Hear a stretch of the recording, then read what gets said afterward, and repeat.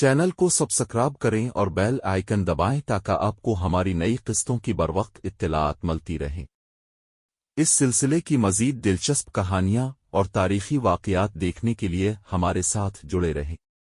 صلاح الدین ایوبی کی وفات کے بعد ان کے جانشین العزیز نے اسلامی دنیا کو متحد کرنے کی اپنی پوری کوشش کی، لیکن یورپی صلیبی افواج مسلسل خطرہ بنی ہوئی تھی۔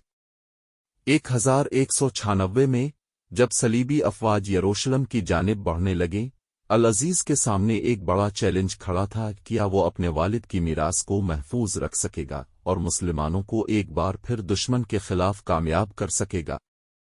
جنگ کی تیاری۔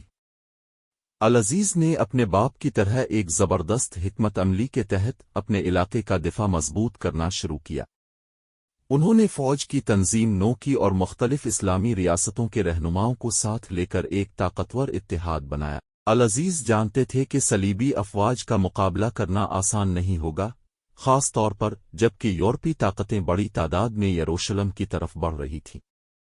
اس دوران العزیز نے اپنے وفادار فوجی سرداروں اور حکمت عملی کے ماہرین سے مشورہ کیا۔ ان کی فوجوں کو نئے سرے سے منظم کیا گیا اور یروشلم کے گرد موجود قلعوں کو مضبوط کیا گیا۔ العزیز نے اپنے والد کی میراث کو سامنے رکھتے ہوئے صلیبیوں کا مقابلہ کرنے کی تیاریاں مکمل کیں۔ صلیبیوں کی پیش قدمی۔ دوسری طرف یورپی صلیبیوں نے ایک زبردست مہم کا آغاز کیا تھا۔ ان کا مقصد یروشلم پر دوبارہ قبضہ کرنا اور صلیبی ریاستوں کو دوبارہ قائم کرنا تھا۔ یورپ سے بھاری امداد اور فوجیں ملنے کے بعد صلیبیوں نے عکا اور ساحلی علاقوں پر قبضہ بڑھا لیا تھا۔ العزیز جانتے تھے کہ صلیبیوں کی طاقت کو میدان جنگ میں شکست دینا آسان نہیں ہوگا، لیکن ان کے دل میں ایک بات پکی تھی کہ وہ اپنے والد کی طرح بہادری اور حکمت عملی کے ساتھ اس چیلنج کا سامنا کریں گے۔ معرکہ شروع ہوتا ہے۔ ایک دن جب صلیبی افواج یروشلم کے قریب پہنچ گئیں، العزیز کی فوجیں تیار ہو گئیں۔ دونوں فریقین کے درمیان ایک فیصلہ کن معرکہ شروع ہونے والا تھا۔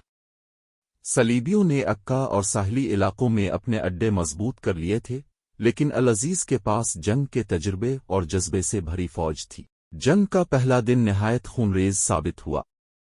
صلیبیوں نے اپنے جنگی دستوں کو منظم کر کے مسلمانوں پر زوردار حملے کیے، لیکن العزیز کی حکمت عملی نے صلیبیوں کے عزائم کو کمزور کر دیا۔ جنگ کا دوسرا دن اور بھی اہم تھا، جب العزیز نے اپنی فوجوں کو یروشلم کے دفاع کے لیے منظم کیا اور دشمن کو شہر کے قریب نہ آنے دیا۔ اتحاد کی کامیابی۔ مسلمان فوجیوں کے دلوں میں صلاح الدین ایوبی کی میراث کی حرارت تھی۔ العزیز کی قیادت اور حکمت عملی نے ان کے اعتماد کو بڑھا دیا۔ چند دنوں کے اندر مسلمانوں نے صلیبیوں کو پسپا کر دیا اور انہیں یروشلم سے دور دھکیل دیا۔ یہ فتح مسلمانوں کے اتحاد اور العزیز کی قیادت کی بدولت ممکن ہوئی۔ نئی امید کی کرن۔ صلاح الدین کے بعد العزیز کی یہ فتح ایک نئی امید کی کرن بن گئی۔ اسلامی دنیا میں ایک بار پھر اتحاد اور طاقت کا احساس پیدا ہوا۔ اگرچہ یہ جنگ مکمل طور پر ختم نہ ہوئی تھی، لیکن مسلمانوں کو یقین تھا کہ ان کی قیادت اب بھی مضبوط ہے اور وہ صلیبیوں کے حملوں کا مقابلہ کر سکتے ہیں۔ العزیز کی کامیابی نے انہیں اپنے والد کی طرح ایک عظیم رہنما کے طور پر ابھارا۔